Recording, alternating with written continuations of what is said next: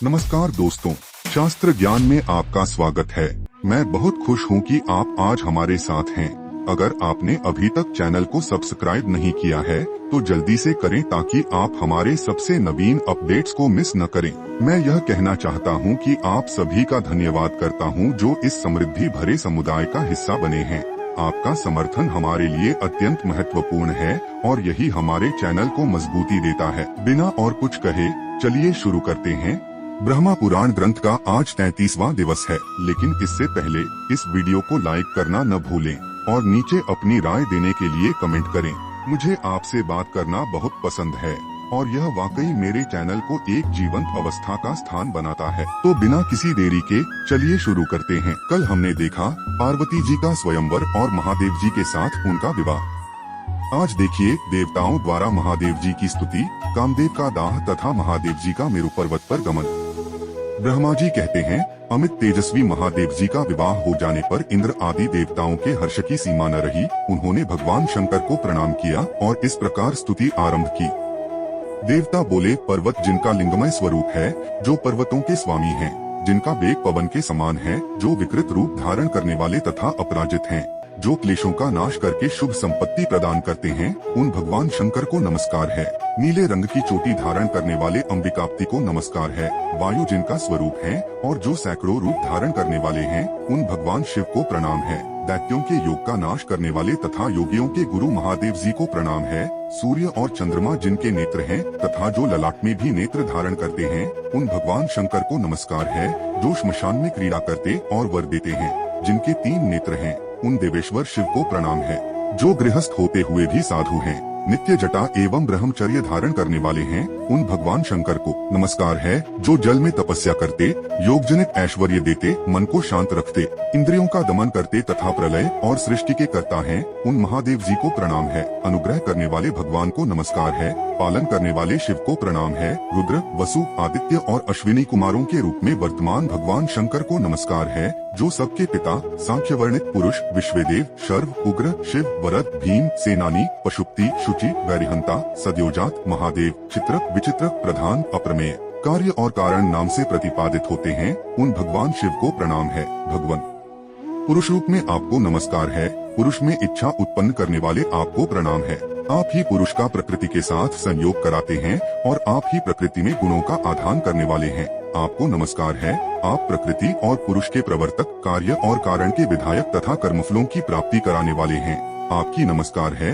आप काल के ज्ञाता, सबके नियंता, गुणों की विषमता के उत्पादक तथा प्रजावर्ग को जीविका प्रदान करने वाले हैं। आपको नमस्कार है।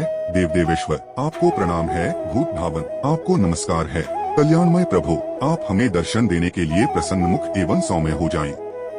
इस प्रकार देवताओं के द्वारा अपनी स्तुति होने पर संपूर्ण जगत के स्वामी भगवान उमापति ने कहा, देवताओं, मैं तुम्हें दर्शन देने को सदा ही प्रसन्नमुख और सौम्य हूँ। तुम शीघ्र कोई वर मांगो, मैं निश्चय ही उसे दूंगा। देवता बोले, भगवान, यह वर आपके ही हाथ में रहे। जब आवश्यकता होगी तब हम मांग लेंगे। उस समय आप हमें मनोवांछित वर दीजिएगा।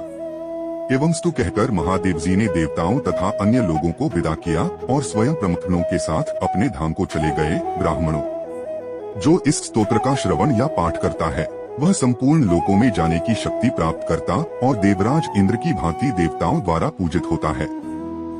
महादेव जी अपने धाम में प्रवेश करके जब सुंदर आसन पर विराजमान हुए, तब वक्र स्वभाव वाले क्रूर कामदेव ने उन्हें अपने बाणों से बींधने का विचार किया। वह अनाचारी, दुरात्मा और कुलाधम काम सब लोगों को पीड़ित करने वाला है। वह नियम तथा व्रतों का पालन करने वाले ऋषियों के कार्य में विघ्न डाला करता है। उस दिन चक्रवाक का रूप धारण करके अपनी पत्नी रति के साथ उसका आगमन हुआ था। देवताओं के स्वामी भगवान शंकर ने अपने को बींधने की इच्छा रखने वाले आगताई कामदेव को तीसरे नेत्र से अवहेलना पूर्वक देखा।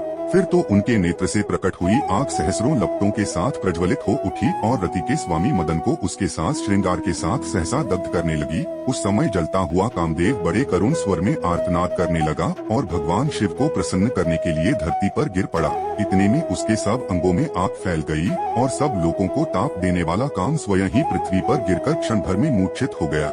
उसकी पत्नी रति अत्यंत दुखित हो करुणामय विलाप करने लगी। उस दुखिनी ने महादेव जी तथा पार्वती देवी से अपने पति के लिए याचना की। उसके दुख को जानकर दयालु दंपति ने उसे सांत्वना देते हुए कहा, कल्याणी, कामदेव तो अब निश्चय ही दग्ध हो गया।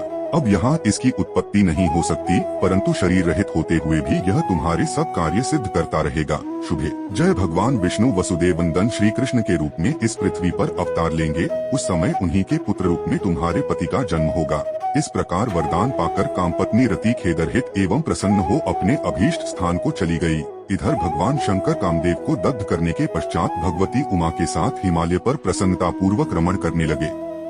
पार्वती जी ने कहा, भगवान देव देवेश्वर, अब मैं इस पर्वत पर नहीं रहूंगी, अब मेरे लिए दूसरा कोई निवास स्थान बनाइए। महादेव जी बोले, देवी, मैं तो सदा तुमसे अन्यत्र रहने को कहता था, किंतु तुम्हें कभी अन्य किसी स्थान का निवास पसंद नहीं आया। आज स्वयं ही तुम अन्यत्र रहने की इच्छा क्यों करती हो, इसका कारण बताओ। देवी ने कहा, देवेश्वर, आज मैं अपने महात्मा पिता के घर गई थी।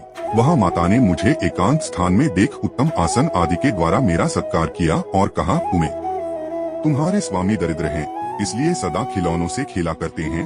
देवताओं की क्रीड़ा ऐसी नहीं होती। महादेव, आप जो नाना प्रकार के गणों के साथ विहार करते हैं, यह मेरी माता को पसंद नहीं है। यह सुनकर महादेव जी हंस पड़े और देवी को हंसाते हुए बोले, प्रिय, बात तो ऐसी ही है, इसके लिए तुम्हें दुख क्यों हुआ? मैं कभी हाथी के चमड़े लपेटता, कभी दिगंबर बना रहता, श्मशान भूमि में निवास करता, बिना घर द्वार का होकर जंगलों में और पर्वत की कंदराओं में रहता तथा अपने गणों के साथ घूमता फिरता हूँ। इसके लिए तुम्हें माता पर क्रोध नहीं करना चाहिए। तुम्हारी माता ने सब ठीक ही कहा है। इस पृथ्वी पर प्राणियों का माता के समान हितकारी कोई बंधु बांधव नहीं है। देवी ने कहा, सुरेश्वर, मुझे अपने बंधु बांधवों से कोई प्रयोजन नहीं है। आप वही करें जिससे मुझे सुख हो। देवी का यह वचन सुनकर देवेश्वर महादेव जी ने उन्हें प्रसन्न करने के लिए उस पर्वत को छोड़ दिया और पत्नी तथा पार्षदों को साथ ले देवताओं और सिद्धों से सेवित सुमेरु पर्वत के लिए प्रस्थान किया। उम्मीद है कि आपने आज के वीडियो का आनंद लिया होगा। अगर आपने कुछ सीखा तो वीडियो को लाइक करें और इसे अपने दोस्तों के साथ शेयर करें। अगर आपने अभी तक सब्सक्राइब नहीं किया है तो जल्दी से करें और हमारे शास्त्र ज्ञान समुदाय में शामिल हों। हम हर रोज हमारे शास्त्रों के रोचक वीडियो में कुछ न कुछ सीखते हैं और मुझे आपको इस सफल यात्रा में साथी बनाकर खुशी होगी। आपने मेरे साथ यह समय बिताया। आपका समर्थन हमारे चैनल की धड़कन है और मैं हर एक आपके लिए बनाए गए वीडियो में यही प्राप्त करना चाहता हूँ। मिलते हैं अगले वीडियो में, तब तक के लिए जय श्री राम, जय श्री कृष्ण, हर हर महादेव, जय बजरंगबली। धन्यवाद।